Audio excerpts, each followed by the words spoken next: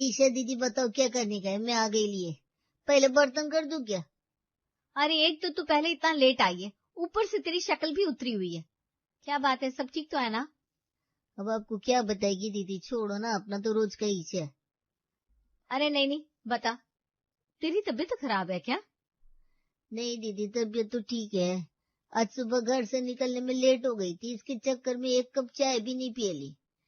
फिर इस घर से उस घर से दूसरा घर, बस यही करते करते दोपहर के 12 बज गए, लेकिन एक कप चाय भी नहीं गई है पेट में। शरीर ना बिल्कुल ढीला और अकेला है। खैर आप मेरी छोड़ो, ये बताओ बर्तन पहले करो कि झाड़ू पोछा? काम वाली नीतू की बात सुनकर निशा को बड़ा बुरा लगता है। अच्छा सुन, तू जब लेट हो ही गई है तो अब 10 मिनट और सही, तो ऐसा कर, आराम से बैठ और पहले एक कप चाय पी। तेरे शरीर में थोड़ी जान आ जाएगी ना, उसके बाद में काम करना। अरे जाने दो ना दीदी, आप क्यों मेरे वास्ते परेशान होती है? मेरे को आदत है, मैं कर लेगी। अरे नहीं, इसमें परेशान होने वाली क्या बात है, मैं फटाफट बना देती हूँ। अच्छा दीदी आप रहने तो, मैं खुद ही बनाती है। आपका सीरियल चल रहा है ना, आपको डिस्टर्ब होएगा। अच्छा ठीक है भाई, कोई दिक्कत नहीं, तो खुद ही बना ले। अभी आपने मेरे को बनाने के लिए बोला है ना चाय, तो मैं पहले ही बता रही है, मैं पानी वाली चाय नहीं पीती है। चाहे पूरा दिन में एक कप चाय पीगी, लेकिन पीती हूँ खालिश दूध वाली। अरे अच्छा बाबा, जा तो अपनी दूध वाली बना ले, मैं कुछ नहीं बोल रही। निशा की बात सुनकर काम वाली नीतू रसोई में जाकर एक बर्तन में चाय बनाने लगती है। 10 मिनट बाद नीतू चाय का ग्लास और प्लेट में बटर कुकीज लेकर हॉल में बैठी थी। दीदी चाय तो मैंने आपकी भी बना ली थी, फिर रसोई में देखा आपका चाय का कप रखेला है, तो मैं समझ गई अभी आपने चाय पी के कप रखा है। इसलिए फिर पूरी चाय अपने गिलास में छान ली। खाली पेट चाय पीने से ना फिर मेरे को गैस हो जाएगी, तो पूरा दिन परेशानी होगी। तो मैंने ये 2-4 पार्ले जी भी निकाल लिया। कमाल करती है तू, ये बिस्किट तुझे पार्ले जी नजर आ रहे क्या? स्पेशल बटर कुकीज है ये। अब मैं तुझे पैसों के लिए ताना नहीं मार रही हूँ, लेकिन कहाँ 5 रुपए का पार्ले बिस्किट और कहाँ ये 100 रुपए वाला बिस्कुट का पैकेट। कम से कम इसे पार्ले जी बोलकर इसकी बेइज्जती तो मत कर। क्या बात कर रही है दीदी? ये कम चीनी का नमकीन बिस्किट, इसके लिए 100 रुपया खर्च किया आपने? मैं तो 10 रुपया भी नहीं देगी इसका। काम वाली नीतू ने पूरा ग्लास भर के चाय सुड़की, उसके साथ 8-10 बिस्कुट खाए और उसके बाद टेढ़ा सा मुंह बनाकर हाथ झाड़कर उठ खड़ी हुई। बुरा नहीं मानने का दीदी, लेकिन बिस्कुट मैंने एकदम स्वादिष्ट नहीं था। अगली बार थोड़ा अच्छा क्वालिटी का मंगवाना। मेरे को तो बस मीठा बिस्किट ही पसंद आता है।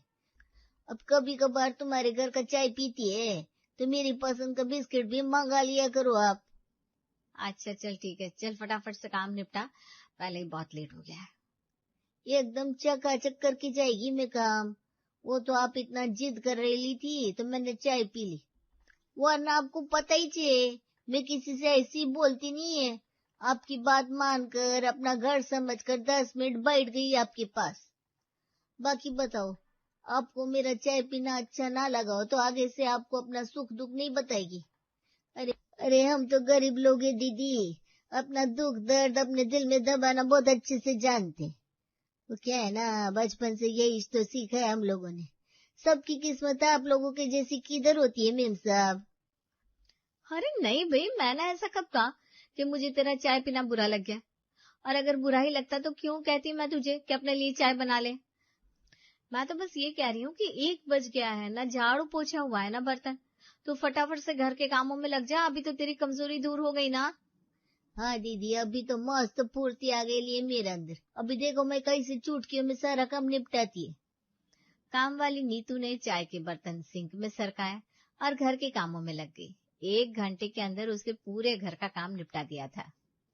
देख लो, आपको पूरा घर एकदम चाक चौबंद कर दिया मैंने। बोला था ना, बस जरा सी सुस्ती लग रही है मेरे को, बाकी काम चोर नहीं है ये नीतू। हाँ कुछ ही देर में काम वाली नीतू हाथ धोकर दूसरे घर के काम के लिए निकल गई थी। नीतू के जाने के बाद, अरे निशा ये क्या, फ्रिज तो पूरा खाली पड़ा है, और अभी थोड़ी देर पहले तो आधा किलो दूध उबाल कर रखा था मैंने फ्रिज में, कहाँ गया? यहाँ मेरी चाय पीने की इच्छा हो रही है, फ्रिज में दूध ही नहीं है। वो माँ जी, काम वाली नीतू है ना, अभी थोड़ी देर पहले वो काम पर आई थी, मुझे थोड़ी सुस्त सी लग रही थी। मैंने कारण पूछा तो कहने लगी सुबह से चाय नहीं पी। बस मैंने सोचा 1 कप चाय पिला देती हूँ, क्या ही बिगड़ जाएगा। 1 भगोना भर के चाय बना दी थी क्या उसके लिए जो सारा दूध गायब हो गया? 1 कप चाय में आधा लीटर दूध खर्च होता है क्या?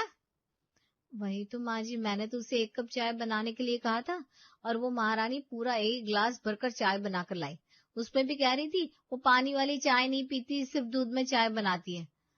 मुझे लग रहा है आपका आधा किलो दूध पूरा ही चाय में खत्म कर दिया उसने। बहू की बात सुनकर माधवी गुस्से में उसे घूरने लगती है। अरे भलाई करना अच्छी बात है, लेकिन ये कहावत तो सुनी होगी कि दूसरों के घर की आग बुझाने के चक्कर में अपनी झोपड़ी नहीं फूंकी जाती। भलाई के चक्कर में अपना सर फोड़ लेना कहाँ की समझदारी है। अगर किसी दिन वो 5 रुपया मांगे तो तिजोरी की चाबी मत थमा देना उसे। बाद में कहो कि माँ जी उसने मदद मांगी थी तो मैंने तिजोरी उसके हवाले कर दी। अगर उसकी चाय पीने की इच्छा हो रही थी तो खुद अपने हाथ से 1 कप चाय बनाकर नहीं पिला सकती थी?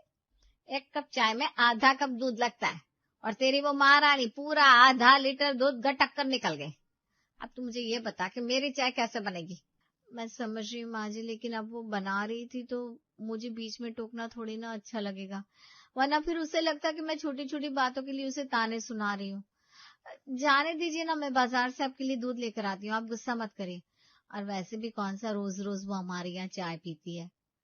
निशा ने किसी तरह सासू माँ को समझा बुझाकर शांत कर दिया, लेकिन आधा किलो दूध एक बार में ही खर्च कर देने के बाद से वो भी थोड़ी परेशान तो हो गई थी। लेकिन उसे अभी ये नहीं पता था कि उसने चोर के हाथ में खजाने की चाबी पकड़ा दी थी। अब ये खजाना लूटना तो तय है। अगले दिन, सॉरी भाभी, आज मैं फिर आपकी इधर आने में लेट हो गई। क्या कर रही हो आप? अरे भाई, तेरा तो सुबह का काम करने का समय नहीं हुआ और हम तो दोपहर का खाना लेकर बैठे हैं। तेरे इंतजार में बैठी रही ना तो मुझे दोपहर का खाना शाम को 4 बजे खाना पड़ेगा। जरूर घर पर खाने बैठ गई होगी तू। देखो भाभी, अब नाराज मत हुआ करो, आपके ऊपर ना गुस्सा बिल्कुल ही अच्छा नहीं लगता। अच्छा ये बताओ, खुशबू बड़ी अच्छी आ रही है, क्या बनाया आपने? आज मैंने आलू गोभी की सब्जी और पराठे बनाए। खाना समय पर खा रही ना, ये बात वाकई में बहुत अच्छी है, इससे सेहत दुरुस्त रहती है। और एक बात बताऊं आपको, आलू गोभी की सब्जी ना मेरी भी फेवरेट है। लेकिन अब क्या बताएं, हम तो सवेरे से 1 कप चाय पर ही इस घर से उस घर करते रहते हैं। देखते हैं कब 2 रोटी खाने को नसीब होती है। सच बताओ, आपकी आलू गोभी और पराठा देखकर ना मेरे भी भूख तेज हो गई लिए। अब काम वाली की चिकनी चुपड़ी बातें सुनकर निशा एक बार फिर उसके बहकावे में आ जाती है। अच्छा नीतू, तुझे भी भूख लगी है तो खा लेना, तेरा खाना लगा दूं? अब दीदी, आपके साथ में एक अलग ही लगा हुए मेरे को, आपकी कई बात को मना नहीं कर पाती मैं। अच्छा ये वाली थाली मेरे को दे दो, आप अपनी दूसरी लगा लो, मैं फटाफट खा लेती है, उसके बाद सारा काम निपटा देगी। ठीक है, ये थाली तू ले ले, मैं दूसरी थाली लगा लेती हूँ। अरे दीदी, 2 रोटी में पेट नहीं भरेगा मेरा। और ऊपर से आपने सब्जी इतनी बढ़िया बनाई है। ऐसा करो, 2-3 रोटी और दे दो, अब खाने को बैठी तो पेट भर के ही खा के जाऊंगी ना। अच्छा ठीक है, लाती हूँ। नीतू उंगलियां चाट चाट कर खाती जा रही थी और निशा एक एक करके रोटी देती जा रही थी। पूरी 6 रोटी खाने के बाद दीदी, मजा ही आ गया। अब एक बात बोलती है, अब बुरा नहीं मानने का। आपको पता है ना, मेरी फैमिली में सिर्फ मैं और मेरा मर्द ही है, 2 लोग। अभी मैंने आपके पास खाना खा लिया तो मेरा को ना आलस लग रहा है। अगर घर जाकर मैं खाना नहीं बनाएगी तो बिना बात मेरा मर्द हाथ छोड़ेगा मेरे पे। अब ऐसा करो ना, थोड़ा खाना पैक कर दो ना। वैसे भी इधर से काम करके घर जाने में 3 बज जाएगा मेरे को, फिर किधर घर जाकर खाना बनाने का टाइम मिलता है। अच्छा ठीक है, तू ले जा। घर का काम खत्म करने के बाद काम वाली नीतू पति के लिए भी टिफिन में रोटी सब्जी पैक करवा कर ले गई थी। 1 घंटे बाद निशा के बच्चे स्कूल से लौटते हैं। मम्मी बहुत भूख लगी है, जल्दी से खाना लगा दो। हाँ तुम लोग बैठो, मैं अभी तुम लोगों के लिए मैगी बनाकर लाती हूँ। क्या भाई, मैगी क्यों? खाना बनाया है ना तो पेट भर कर खिलाओ बच्चों को। रोटी सब्जी खिलाओ, इन सब चीजों से पेट भरता है क्या? वैसे तो खुद ही बाहर का खाना ना खाने के लिए ज्ञान देती रहती हो, और अब खुद के बच्चों को मैगी खिलाने की बात कर रही हो। वो माँ जी सब्जी रोटी खत्म हो गई, इसलिए मैंने सोचा मैगी बना देती हूँ। हाँ, ऐसे कैसे खत्म हो गई? जब मैंने खाना बनाया तो बहुत सारा खाना बचा हुआ था, कहाँ गया सारा खाना? माँ जी वो नीतू आई थी, कहने लगी सवेरे से कुछ खाया नहीं है, और फिर गोभी उसकी बड़ी फेवरेट है। अब उसने कुछ ऐसी बात की तो मैं मना नहीं कर पाई, और मैंने बचा हुआ सारा खाना नीतू को खिला दिया। हद होती है बहू, अरे यार रोज रोज का रवैया बना लिया है तुमने। उस दिन आधा किलो दूध उसे पिला दिया, आज पूरा खाना उसको खिला दिया। अक्ल है कि नहीं तुम में? माँ जी जाने दीजिए ना, मैं बच्चों के लिए मैगी बना देती हूँ, कभी कभी तो बच्चे ये सब खा ही सकते हैं ना। सास को गुस्से में घुरते देख निशा की सिट्टी पिट्टी गुम हो जाती है और वो रसोई की तरफ भाग लेती है। 2 दिन बाद शाम के समय। काकी आज तो मैं बिल्कुल सही समय पर आ गई लिए, एकदम चाय का समय है। लो पहले मैं आपकी चाय चढ़ा देती है, फिर बर्तन साफ करेगी। अरे लेकिन तू क्यों बनाएगी? मैं निशा को बोलती हूँ, वो बना देगी। क्यों काकी, काय को दीदी को परेशान करती है आप? अब चाय जैसे छोटे मोटे काम तो मैं कर ही सकती है।